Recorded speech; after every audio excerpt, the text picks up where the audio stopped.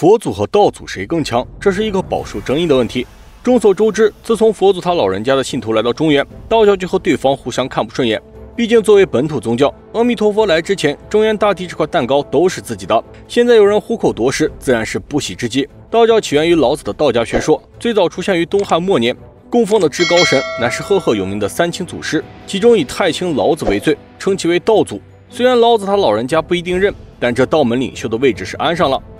俗话说得好，一山不容二虎。佛道两家碰面时就开始互相争斗，神仙也是互相借鉴，你有的我也不能落下，你的神仙能搬山，那我的神仙就能搬山加倒海，必须要压一头才行。而关于两教至高神佛祖和道祖的论战，更是从来没有停止过。纵观世界各地的神话故事，关于至高神的伟力都是只有更高没有最高。最出名的自然是上帝，其天创世论是真正意义上的无人不知无人不晓。盘古虽然也是开天辟地的神灵，但之后就陨落了。各大神仙体系也没有把他当作至高神的。在先前百家兴起之前，流传广泛的神主是楚地的东皇太一，不是太阳上的那一位，而是实打实的至高神太一，比玉皇大帝还要古老。不过后来佛道二家兴起，也就逐渐在历史中销声匿迹，只有在个别的神话故事中才有出现。而佛祖和道祖就不同了，虽然他们不像盘古一样开天辟地，但却是三界中的至高神奇。佛祖乃是天竺王子，菩提树下悟道过，历经3灾9劫正道成佛。出生之时便脚踏白莲，乃是大智慧的化身。成就佛位之时，就连第6天魔王都惊惧万分，诸天万界的一切邪恶都不敢露头。由此可见佛祖的强大，并且佛祖成长的地方也不一般。天竺，也就是古印度的地狱，这里有着独属于他们的庞大神灵体系。为首的是赫赫有名的三相神，梵天一梦就是一个世界的生灭，湿婆跳起毁灭之舞，整个宇宙都要陷入末日。毗湿奴也是主宰亿万凡人生死的强大神灵，在他们的势力范围内，佛祖硬生生发光，广大了佛教，足以见到他的强大。信仰之争向来都是你死我活的，佛祖如果不够强，又怎么传播大乘佛法呢？佛祖强大最直观的体现，肯定是《西游记》中镇压猴子的那一幕，猴子一个跟头10万8千里，却也总翻不出如来的掌心，简直是强大到绝望。五指山落下，更是压得3界喘不过气来。齐天大圣有多强，毋庸置疑，10万天兵天将都不能阻拦他的脚步。佛祖将其玩弄于股掌之中，天庭在他眼中也就那么回事儿。另外，从佛祖的心魔中也可以证实这一点。《西游记》后传的故事当中，佛祖的心魔滋生，变成强大的无天佛祖，逼得正派佛祖都要涅槃。天庭的神仙就直接换成了假的，让有火眼金睛的孙悟空都看不出来。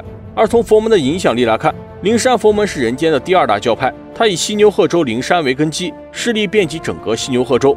就算是在遥远的南瞻部洲、北距泸州，也有它的信徒存在。灵山佛门高手众多，在唐僧师徒抵达灵山之前，灵山佛门就有46位老佛、上百位菩萨、500罗汉、3000劫帝，可谓兵强马壮。佛祖能成为灵山之主，实力自然是不容小觑。另一方面，佛祖是5方5老之一，整个西牛贺州都是他的道场，能有这个牌面的少之又少。哪怕是号称地仙之祖的镇元子，也不能独占一大部洲。从这么多例子看来，佛祖貌似很强，那么道祖能不能压过他一头呢？要解答这个问题，首先要确认道祖是谁。按照封神的世界观，道祖乃是身合天道的红军老祖，达到了我心即天心，我意即天意的境界，不可思议，不可捉摸。捏土造人的女娲娘娘也要恭恭敬敬地称其为老师。洪荒世界的天数、众生的命运，皆在其一念之间。除非将世界摧毁，天道磨灭，不然红军老祖就不可能败。要是面对这个道祖的话，佛祖貌似也有点不够看。不过广义上的道祖自然不是他。各大神仙体系和道教原始典籍中，道祖指的是3清之首太上老子。老子一气化3清，名头不可谓不大。虽然在西游中被猴子扯了个倒栽葱，但很多人认为老君有放水的嫌疑。另外也有可能是老君不擅长近战，毕竟猴子乃是金刚之躯，武艺之拉满，会的法术最出名的是72变。跟妖怪战斗之时，法术也是作为辅助。佛祖是修得丈六金身的存在，克制他也没什么大不了的。太上老君则是很少近身作战，他最擅长的是法宝与神通。就比如从他手中流传出去的几个法宝，都让猴子吃尽了苦头。金银童子的葫芦、铁扇公主的芭蕉扇，都是猴子不能力敌的法宝。金刚镯更不用说，猴子是半点办法都没有，遇见了就只能逃跑。而这些东西在老君眼里也都是寻常物件，不是用来存放丹药，就是用来煽风点火。能练出如此强大的法宝，太上老君的本事自然不会差，更何况还有老子化胡为佛的传说，佛都是老子所化，道祖又怎么会比佛祖弱？在道教的史书记载之中，太上老君是混沌之祖，阴阳之主宰，老君为天上第一。在《封神演义》之中，老君也是三清之首，排在元始天尊之上。不知道你是否注意过，三清庙里的塑像，元始天尊是在中间的，这位置可大有讲究。你看皇帝平时上朝，老板平时开会坐到哪里，就知道中间的位子该是坐谁。因为老子的思想是清净无为，所以后人又创造出了强大的元始天尊作为道门首领。但无论元始天尊再强，老子道祖的位置是抢不去的。道祖的强大不仅在他于惊天动地的伟力、神秘莫测的道术，还在于他对世间万物的洞察力和深刻见解，能引导众生走向正确的人生道路。老子的思想不仅影响了中国，也影响了整个世界。他的智慧和勇气激励了一代又一代的人们，让他们勇敢地面对挑战，寻找真理和智慧。在古代，《道德经》被视为黄老之学的代表之一，被许多人尊奉为道家经典。在那个时代，许多名人如刘邦和张良也是《道德经》的忠实门徒，他们对这本经典的理解和实践都非常深刻。然而让人意外的是，这本经典的创作者老子却没有形成一个独立的教派。直到东汉末年，一个名叫张道陵的人才将道家思想发扬光大，创立了道教，让老子成为了真正的道教始祖。巧合的是，佛教的传入也是在东汉末年。佛祖被视为超越时间和空间的存在，代表着智慧、慈悲和神秘。二者谁更强，那就是仁者见仁，智者见智了。在《西游记》的世界当中，自然是毫无疑问的佛祖第一，浩瀚伟力制霸三界；而在封神世界当中，佛祖则要往后排了。西方是不毛之地，道教三清甚至都不稀罕去。